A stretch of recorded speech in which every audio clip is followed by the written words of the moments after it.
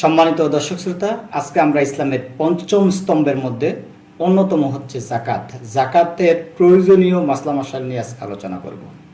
যদি কোনো সুস্থ মস্তিষ্ক সম্পন্ন বালেক মুসলমানের নিকট নিজের প্রয়োজনীয় আসবাবপত্র সামগ্রী, ব্যবহার্য দ্রব্যাদি ও বাসগৃহ ইত্যাদি ব্যতীত ঋণমুক্তভাবে যাকাতের নেশাব পরিমাণ সম্পদ থাকে, অর্থাৎ 7.5 তোলা স্বর্ণ বা 52.5 তোলা রৌপ্য কিংবা সমপরিমাণ টাকা বা ব্যবসার মাল থাকে এবং তার উপর 1 বছর অতিক্রান্ত হয়, তাহলে উক্ত সম্পদের 40 ভাগের 1 ভাগ অর্থাৎ শতকরা 2.5% হারে যাকাত আদায় তার উপর ফরজ। দ্বিতীয়ত, যদি কিছু স্বর্ণ, কিছু রূপা ও কিছু নগদ টাকা থাকে কিন্তু পৃথকভাবে কোনোটাই নেশাপূর্ণ হয় না, তবে সবগুলো মূল্য একত্রে যোগ করলে যে কোনো একটি নেশাপূর্ণ হয়ে যায়, তাহলে তার উপর যাকাত ফরজ। তৃতীয়ত, যদি কারো কাছে বছরের শুরু কিংবা শেষে সমপরিমাণ মাল থাকে কিন্তু বছরের মাঝামাঝিতে 2-1 মাস কম থাকে, তার উপর ফরজ হবে যাকাত। যদি বছরের মাঝে সম্পদ সম্পূর্ণরূপে নিঃশেষ হয়ে যায়, তাহলে পূর্বের হিসাব বাদ যাবে। পুনরায় যখন নেশাবের মালিক হবে, তখন থেকে নতুন হিসাব শুরু হবে, অর্থাৎ তখন থেকে 1 বছর অতিবাহিত হলে তার উপর যাকাত ফরজ হবে। জমি, প্লট বা অন্য কিছু কিনে প্রাথমিকভাবে যে টাকা দিয়ে বায়না করা হয়, সে টাকার মালিক বিক্রেতা, অর্থাৎ বিক্রেতাকে এর যাকাত দিতে হবে। তারপর হচ্ছে অর্থ সম্পদের প্রত্যেকটা অংশের উপর পূর্ণ 1 বছর অতিবাহিত হওয়া শর্ত নয়। কাজে কারো কাছে যদি বছরের শুরুতে 40,000 টাকা থাকে আর তা বাড়তে বাড়তে বছরের শেষে 1 লক্ষ টাকা হয়ে যায়, তাহলে বছর শেষে 1 লক্ষ টাকার উপর তার যাকাত আদায় করতে হবে। ব্যবসার উপকরণ যার উপর যাকাত আসে না, যেমন মিল, কারখানা, দোকান, উৎপাদনের কাজে ব্যবহৃত যন্ত্রপাতি, মেশিন, ভাড়ায় খাটানো এমন বাড়ি-গাড়ি, রিক্সা, সিএনজি, বাস, ট্রাক, লঞ্চ, স্টিমার ইত্যাদি। তবে এগুলো দ্বারা উৎপাদিত পণ্য এবং উপার্জিত টাকা নেশাব পরিমাণ হলে তার উপর যাকাত হিসাব হবে। ব্যবসার মাল যার যাকাত আদায় করা শরীয়ত ফরজ করেছে, এ দ্বারা উদ্দেশ্য হচ্ছে যে ওই মাল যা মানুষের ব্যবসার উদ্দেশ্যে ক্রয় করেছে, যেমন কেউ প্লট, ফ্ল্যাট, গাড়ি ইত্যাদি ভবিষ্যতে বিক্রি করে লাভবান হওয়ার উদ্দেশ্যে ক্রয় করলো, এই সমস্ত মালের যাকাত আদায় করা ফরজ। পক্ষান্তরে যদি কেউ ক্রয় করার সময় দেদুল্যমান অবস্থায় থাকে যে নিজের প্রয়োজনে ব্যবহার করতে পারে, আবার লাভ পাইলে বিক্রি করতে পারে, তাহলে তার ব্যবসার মাল হিসাবে গণ্য করা হবে না এবং এর উপর যাকাতও ওয়াজিব হবে না। পরবর্তীতে তা বিক্রি করলে বিক্রিলব্ধ টাকার উপর যাকাত দিতে হবে। যদি সে পূর্বেই নেশাব পরিমাণ মালিক হয়ে থাকে, তাহলে ওই নেশাবের সাথে এই টাকাও যোগ করে যাকাত আদায় করতে হবে। অন্যথায় এই টাকা নেশাব পরিমাণ হলে বছর অতিবাহিত হওয়ার পর এর যাকাত ওয়াজিব হবে। দোকান বা ব্যবসার মালের হিসাব 3 প্রকার হয়। 1 নম্বর হচ্ছে খুচরা মূল্য, 2 নম্বর পাইকারি মূল্য, 3 নম্বর সমস্ত মাল একত্রে বিক্রি করলে যে দাম হয় যাকাতের হিসাবে সময় 3য় প্রকার মূল্যের হিসাবে যাকাত দিলেও চলবে।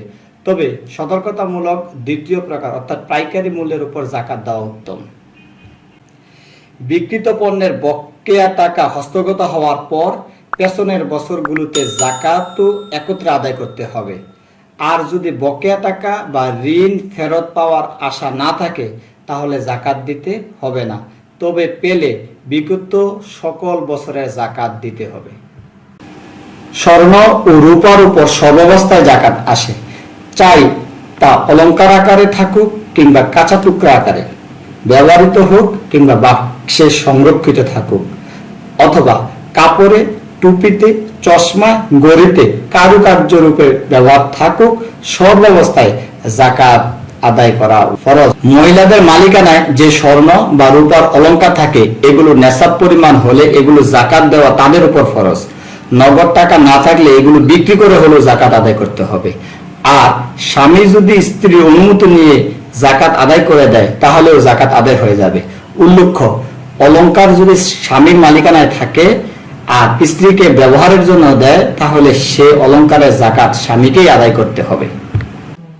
স্বর্ণের সাথে যে পরিমাণ খাত থাকে, খাদের অংশ বাদ দিয়ে শুধু স্বর্ণের জাকাত আদায় করাই যথেষ্ট।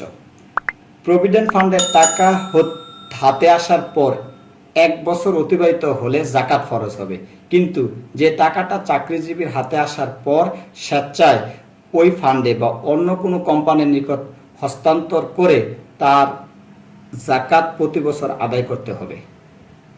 বিভিন্ন ব্যাংক ও কোম্পানির শেয়ার যদি দাম বাড়লে বিক্রি করে দিবে এই উদ্দেশ্যে ক্রয় করা হয় তাহলে তার পূর্ণ বাজার দরের উপর জাকাত আসবে।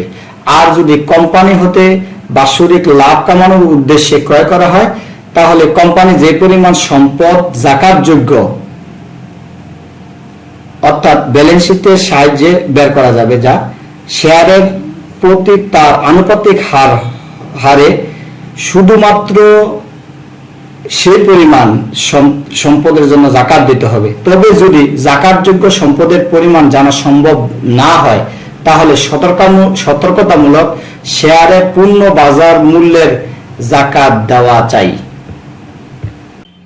ইসলামী ব্যাংকগুলোতে যদি কেউ 10 কিংবা 15 বছরের জন্য এফডিআর করে এককালীন বা মাসে মাসে টাকা জমা করতে থাকে, এগুলোর জাকাত হিসাব করার নিয়ম হলো জাকাতের বছর শেষে ওই অ্যাকাউন্টে ক্লোজ করলে মূল টাকা সহ যত টাকা লাভ পাওয়া যাবে পুরো টাকার জাকাত আদায় করতে হবে। কিন্তু সুদী ব্যাংকে এফডিআর করলে প্রতি বছর মূল জমাকৃত টাকার জাকাত আদায় করতে হবে।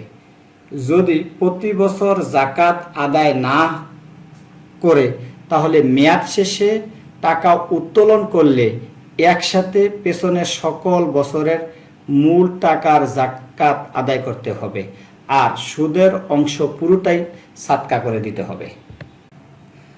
জীবন বীমা কোম্পানির নিকট জমাকৃত প্রিমিয়ামের জাকাত আদায় করতে হবে। ব্যাংকে ব্যক্তি মালিকানাধীন সকল প্রকার অ্যাকাউন্টে গচ্ছিত টাকার জাকাত আদায় করা জরুরি।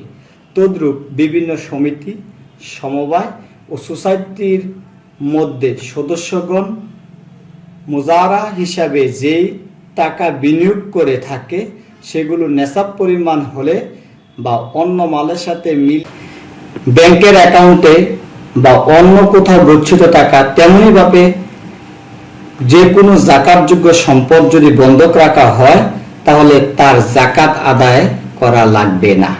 সিকিউরিটি মানি হিসেবে যে পরিমাণ টাকা দোকানে কিংবা বাড়ির মালিকগণ গ্রহণ করে থাকে, যদি চুক্তি অনুযায়ী প্রতি মাসে তা ভাড়া কর্তন করা হয় তাহলে মালিকের ওই টাকার জাকাত দিতে হবে। আর যদি তা ফেরতযোগ্য হয় অর্থাৎ দোকান বা বাড়ি ছেড়ে দিলে তা ফেরত দেওয়া হয়। ঋণ 2 প্রকার। নাম্বার 1, ব্যক্তিগত ও সাংসারিক প্রয়োজনে মানুষ যে ঋণ নেয়, জাকাতের নেশাব থেকে এই ঋণের টাকা বিয়োগ করলে বাকি মালের জাকাত দিতে হবে। 2 নম্বর হচ্ছে বাণিজ্যিক ঋণ, যা বাণিজ্যিক স্বার্থে যেমন মিল কারখানা করা, কাঁচামাল ক্রয় করা ইত্যাদি প্রয়োজনে যে ঋণ নেওয়া হয়, যদি তার দ্বারা জাকাতযোগ্য সম্পদ যেমন কাঁচামাল ইত্যাদি ক্রয় করে তাহলে এই ঋণও জাকাতের নেশাব থেকে বিয়োগ করা যাবে। আর যদি এ দ্বারা এমন সম্পদ ক্রয় করা হয় যা জাকাতযোগ্য নয়, যেমন মেশিনারি জিনিস ইত্যাদি, তাহলে এই ঋণের জাকাতের মূল নেশাব থেকে বিয়োগ করা যাবে না। উল্লেখ্য, বাণিজ্যিক ঋণ দ্বারা যদি জাকাতযোগ্য মাল ক্রয় করা হয় তাহলে জাকাতের হিসাবের সময় আগামী 1 বছর পরিশোধযোগ্য পরিমাণ ঋণই শুধু বিয়োগ করা যাবে, এর অতিরিক্ত এই বছরে বিয়োগ করা যাবে না। যে বছরে পরিশোধ করবে ওই বছরে বিয়োগ করতে পারবে। কাউকে ঋণ দেওয়ার পর আদায় গরিমসি করলে তা জাকাত হিসাবে কর্তন করা যাবে না। জাকাতের টাকা তার হাতে দিয়ে পূর্বের পাওনা বাবদ তা উসুল করে নিতে পারবে। জাকাত ওয়াজিব হওয়ার পর যদি জাকাত অনাদায়ী থাকে আর ইত্য বছরের সমস্ত মাল বরবাদ হয়ে যায়, তাহলে আর জাকাত আদায় করা লাগবে না। আর যদি কিছু মাল বরবাদ, স্ত্রীর মহর অনাদায়ী থাকলে যদি তা পরিশোধ করার ইচ্ছা থাকে, তাহলে জাকাতের নেসাব থেকে এই ঋণ বিয়োগ করে বাকি অংশের জাকাত দিলেই চলবে। আর যদি পরিশোধ করার ইচ্ছা না থাকে, তাহলে এটাকে বছরের নেসাব থেকে বিয়োগ করা যাবে না। যদি কেউ হজের জন্য টাকা জমা করে, তাহলে ওই টাকার জাকাত আদায় করা ফরজ। হজের টাকা খরচ হওয়ার আগ পর্যন্ত প্রতি বছর ওই টাকার জাকাত আদায় করতে হবে। কেউ যদি বাড়ি করার উদ্দেশ্যে টাকা জমা করে, তাহলে বাড়ির কাজে এই টাকা খরচ হওয়ার আগ পর্যন্ত প্রতি বছর এই টাকার জাকাত আদায় করতে হবে। যে মাল ক্রয় করার পর এখনো হস্তগত হয়নি, তার জাকাত দেওয়া লাগবে না। হ্যাঁ, হস্তগত হওয়ার পর জাকাত আদায় করা জরুরি। হালাল ও হারাম মাল একত্রে মিশ্রিত হলে যদি হারাম মালের পরিমাণ ও মালিক জানা থাকে, তাহলে তা মালিককে ফেরত দেওয়া জরুরি। আর যদি পরিমাণ জানা থাকে কিন্তু মালিক জানা নেই, তাহলে তাকে পৌঁছানো তো সম্ভব না। তাহলে ওই ক্ষেত্রে ওই টাকাগুলো মালিকের পক্ষ থেকে সাতকা করে দিতে হবে। পক্ষান্তরে যদি হারাম মালের পরিমাণ ও মালিক জানা না থাকে আর হালাল মালের পরিমাণ হারামের চেয়ে বেশি হয়, হারাম মাল চিহ্নিত করা যায় না, এক্ষেত্রে সকল মাল একত্রে হিসাব করলে পুরোটারই জাকাত আদায় করে দিতে হবে। স্বর্ণ অলংকার ছাড়া অন্য কোনো ধাতু অলংকার বা মুক্তা কিংবা অন্য কোনো মূল্যবান পাথরের অলংকার ব্যবসার উদ্দেশ্যে ক্রয়কৃত না হলে এগুলোর জাকাত দেওয়া লাগবে না। সম্মানিত সুধী, আমরা এতক্ষণ পর্যন্ত জাকাতের অত্যন্ত গুরুত্বপূর্ণ কিছু মাসলা নিয়ে আমরা আলোচনা করলাম। আশা করি এই হিসাব করে আমরা জাকাত দিব। জাকাতের যে পরিমাণ সম্পদ দান করা হয়, রাসূল করিম সাল্লাল্লাহু আলাইহি ওয়াসাল্লাম বলছেন, তা আবার পাহাড় পরিমাণ রূপে ফেরত আসে। জাকাত আদায় করলে সম্পদের পরিশুদ্ধতা হয়, সম্পদ বৃদ্ধি পায়। হযরত ওমর রাদিয়াল্লাহু আনহু, হযরতে আবু বকর রাদিয়াল্লাহু তাআলা আনহু বলেছেন যে এক সিকি পরিমাণ জাকাত আদায় করবে না, তার বিরুদ্ধে তিনি যুদ্ধ ঘোষণা করেছেন। জাকাত না দিলে মুসলমান সম্প্রদায়ের থেকে ফারেক হয়ে যাবে, কাফের বলে বিবেচিত হবে। সুতরাং আল্লাহ রাব্বুল আলামিন আমাদেরকে জাকাত যথাযথভাবে আদায় করার তৌফিক দান করুক। জাকাত দ্বারা ধনী এবং দরিদ্রের যে বৈষম্য কমানো হয়, সেজন্য কমিয়ে একটা সুন্দর সমাজ আমরা প্রতিষ্ঠা করতে পারি, সেই তৌফিক আল্লাহ রাব্বুল আলামিন আমাদেরকে দেন। আমিন। আসসালামু আলাইকুম।